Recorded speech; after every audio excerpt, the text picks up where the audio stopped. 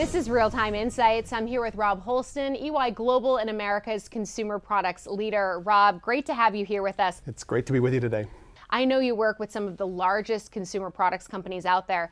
Talk to me about the challenges that they're facing right now. Consumer products clients are relentlessly focused on profitable growth. And what's challenged that today is innovation. I think how they innovate within their current portfolio and categories today, but also thinking about adjacent businesses that will change the overall revenue trajectory and earnings forecast for their business. These are companies making the products that we use every day. I'm curious, why are they struggling with stagnant growth? I think there's two major factors at play here, and the first one I think you and I can relate to as consumers, right? It's what we see in the grocery store or in shops that we shop.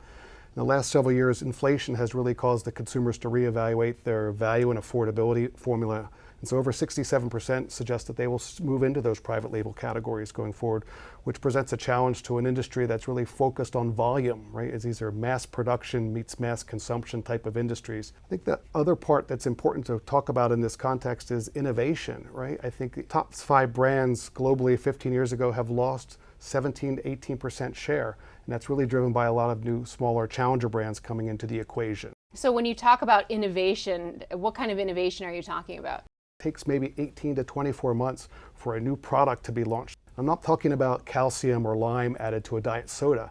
We got to think about new transformational types of innovation that are really capturing the consumer sense of value. I think the innovation coming from small competitors or niche brands continues to accelerate, and we suspect will only continue to accelerate as the barriers to entry for these companies coming in.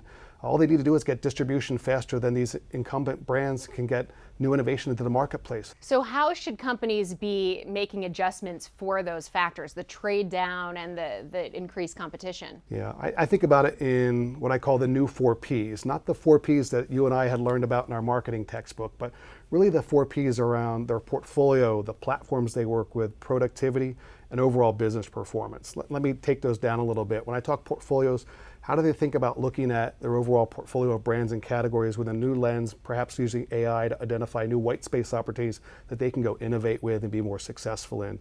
The other P is around platforms. How do they think about adjacent businesses that can capture the core competencies of their enterprise and transform their overall revenue streams going forward as well? When I think about productivity, it's really around how they're using technology and AI and automation tools to really change their fundamental cost structure, given that some of the volume assumptions are changing in our clients' business.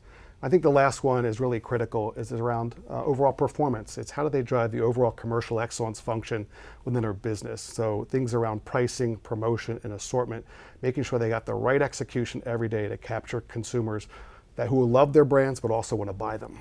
How are you actually helping companies implement those strategies? One of the big issues is around the platforms. We're helping a large consumer products company in the health and personal care space think about how they can take their data assets and create an adjacent business that will transform their revenue sources, provide new sources of value to their consumer base, but also provide an industry solution that they can monetize in the marketplace. So how have these insights really shaped the way you advise consumer product companies for the future? Core to our philosophy and working with our clients, we want to be consumer forward and future back, which really means we want to have a deep understanding of where that consumer is going, but also understanding what future scenarios our clients might be wrestling with so they can capture value in an ongoing way. We think about it in 3 ways. I think the first one is making sure they are augmenting their annual portfolio reviews, not only looking at brands and categories that they're currently in, but what are the adjacent businesses that they have some core capabilities that they can excel their business profitability and performance going forward.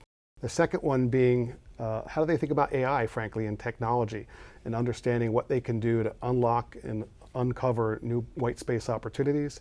And I think the third one is how do they drive a increasingly strong commercial capability into the marketplace. Think about that as right execution every day, the right brand, the right pack, the right promotion schedule, executed flawlessly every day. Rob, thanks so much for sharing your expertise. It's great to be with you.